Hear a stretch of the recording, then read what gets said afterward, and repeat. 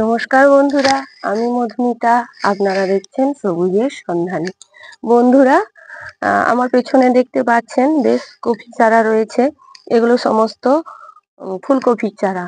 আমি চাই যাতে আমার বাগানে সব রকম কপির চারা লাগাই, বিশেষত ফুলকপি আর বাঁধাকপি।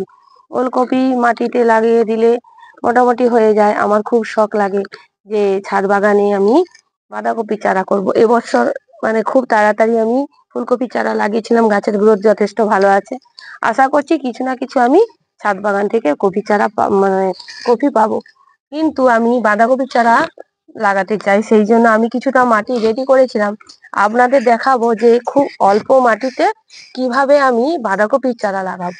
কারণ ছাদ বাগানে মাটি নিয়ে একটা বিরাট সমস্যা। মাটি তৈরি করা বা মাটি জোগাড় করা খুব কঠিন। আমি এই মাটিটা অনেক কিছু তুষ এবং গোবর সার, কোকোপিট ইত্যাদি দিয়ে করে রেখেছিলাম। কিন্তু এত মাটি আমি এখানে প্রয়োগ যদি করে দিই, আমার মাটির সংকুলান আরো কিছু গাছ আসবে। আমি ব্রোকলি লাগাবো, সেটাও আমি আপনাদেরকে দেখাবো। সেই জন্য আমি এখান থেকে কিছু মাটি বের করে নিতে যাচ্ছি। এই জন্য আমি হাফ বের করে নিলাম বন্ধুরা। হাফ করে এই প্যাকেটে আমি মাটি বের করে নিলাম। নিয়ে আমি এখানে কিছু সবজির খোসা দিয়ে দিচ্ছি, যেটা থেকে এরা ডাইরেক্ট পুষ্টি পাবে এবং এবং এরা দ্রুত বেড়ে উঠবে। বন্ধুরা, আমরা কম্পোস্ট বানাতে গেলে অনেক সময় লেগে যাবে। এই মাটিতেই ও কম্পোস্ট হবে, ওই সবজি খোসা, আবার এই মাটিতেই গাছ তার পুষ্টি পেয়ে বড় হবে। এই আমি মাটিটা নিয়ে নিলাম, নিয়ে এর মধ্যেই আমি রোপণ করে দেব বন্ধুরা। এই যে দেখুন বাঁধাকপির চারা, আমি এগুলো আগে থেকে কিনে নিয়ে এসেছিলাম। নিয়ে এসে আমি এগুলোকে একটি এরকম প্যাকেটে করে আগে ভালো করে রুট যাতে ভালোভাবে হয়ে যায় সেই জন্য দিয়ে রেখেছিলাম।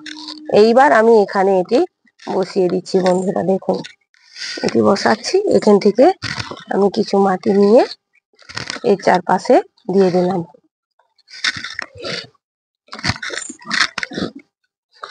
এই দেখুন বন্ধুরা,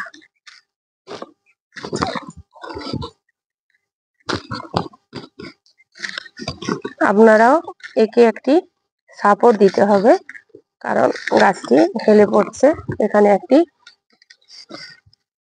একটি খাঁচি দিয়ে এরকম গাছটিকে দাঁড় করিয়ে দিলে তারপর নিজের যখন নিচের অংশটা যখন মজবুত হয়ে যাবে, অটোমেটিক্যালি এখানে সেট হয়ে যাবে বন্ধুরা। দেখুন আমি একটু মুড়ে দিচ্ছি, যাতে এখনো পরে আমি এতে মিশ্র সার মেশানো মাটি আমি এতে প্রয়োগ করব।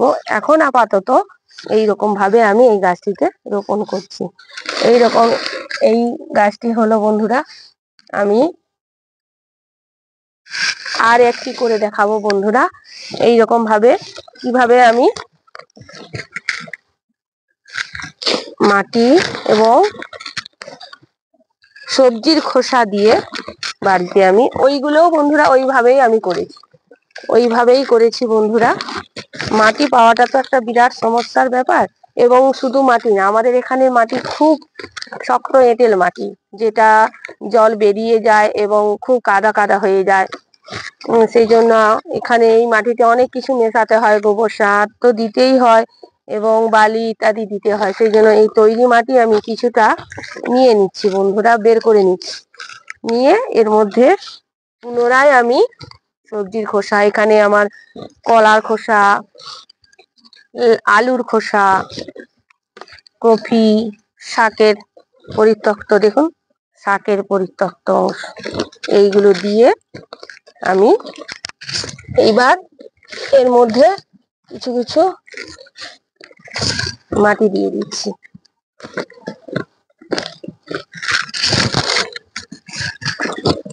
এর ভেতরে ভেতরে রস সঞ্চার করবে।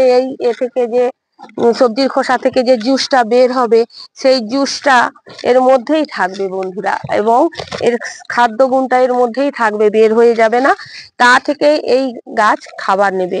আমাকে বেশি জলও দিতে হবে না, অটোমেটিক্যালি ওই রস সারে পরিণত হবে এবং এই গাছ মানে খুব সুন্দরভাবে বেড়ে উঠবে। এই দেখুন বন্ধুরা, দেখুন এইভাবে সেন্টার বরাবর লাগিয়ে দিলাম। আপনারাও এইভাবে আপনাদের বাড়িতে, এই শীত পড়েছে, সুন্দর সুন্দর সবজি, শীতকাল মানে একদম ভরপুর সবজি এবং ফুলের মেলা বসে যায় বন্ধুরা বাগানে। তাই আপনারা নিজেদের যদি এক চিলতে ছাদ থাকে, সেই ছাদে কেন সবজি করবেন না?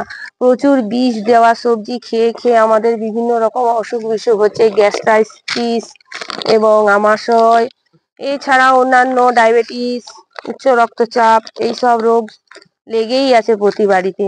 তাই নিজের মনের আনন্দ হবে এবং গাছ লাগালে, দেখুন বন্ধুরা, প্রতিদিন রোজ সকালবেলায় আমি ছুটতে চলে আসি এদেরকে দেখার জন্য।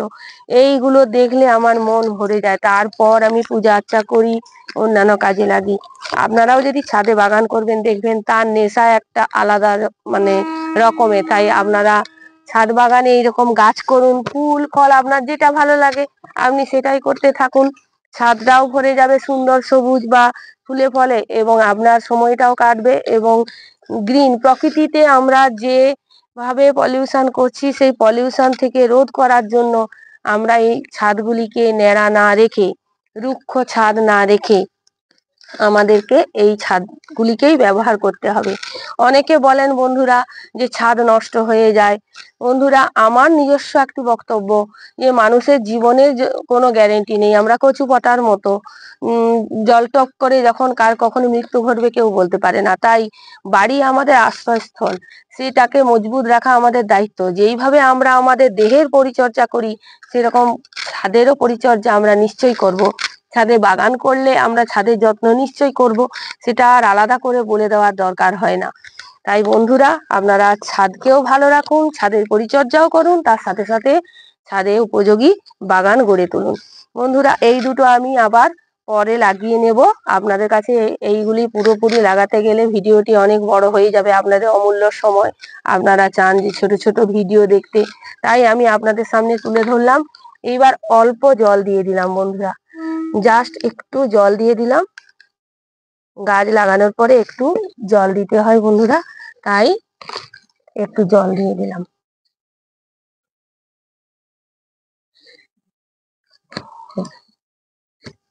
এই জল দিলাম বন্ধুরা, ব্যাস। আর এটাতে একটু জল দিয়ে দিলাম। এর মধ্যেই এইবার এই গাছ বেড়ে উঠবে। এখন চলছে বন্ধুরা নভেম্বর মাসের শেষ সপ্তাহ, আজ 23 তারিখ।